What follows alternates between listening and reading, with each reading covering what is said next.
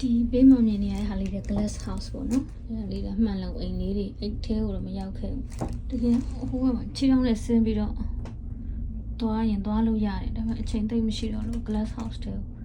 မသွားခဲ့မ glass house ကျမှပန်းနေရှိတယ်တကယ်ပါပန်းနေလည်းမသိပန်းနေစိုက်တာအများကြီးပဲပန်းမဲ့နေဒါပေမဲ့မရောက်ခဲ့ glass house တဲ့ဟုတ်ပါ glass house တဲ့အချိန်သိပ်မရတော့လို့သွားခဲ့ရအောင်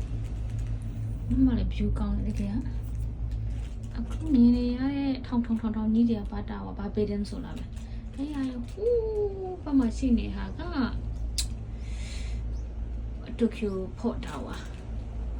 တိုကျိုစိတ်ကန်းဟိုဟာရှိတဲ့နေရအဲ့ဒါဟိုမှာဟိုးအစိုးဆုံးဟာဗာလန်အဲ့မရောက်ခဲ့ဘူးဟာဗာလန်လေဟာဗာလန်နဲ့ဝေးတော့မသွားနိုင်ခဲ့ဒီအစအနီအောင် bridge ရောက်ခဲ့တယ်ခိုးဘက်တစ်မျိုးလုံးပတ်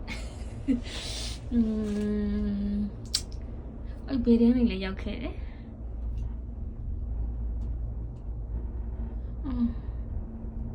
အကုန်ရောက်ခဲ့တယ်ဆင်းနေ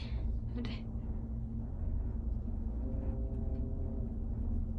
အမြဲတမ်းအဆောက်အဦလည်းရောက်ခဲ့တယ်မာအီးနဲ့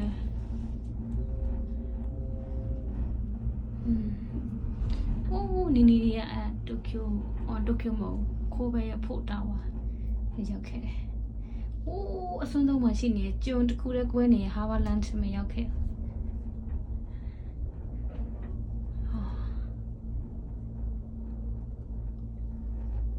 ကြည့်လိုက်နေ။ဆာကူရာပွင့်ရလာမယ်ဒီအောက်က666 open နေကုန်တော့ဆာကူရာပဲနေဆိုတော့ဖူးတွေနဲ့တူတူ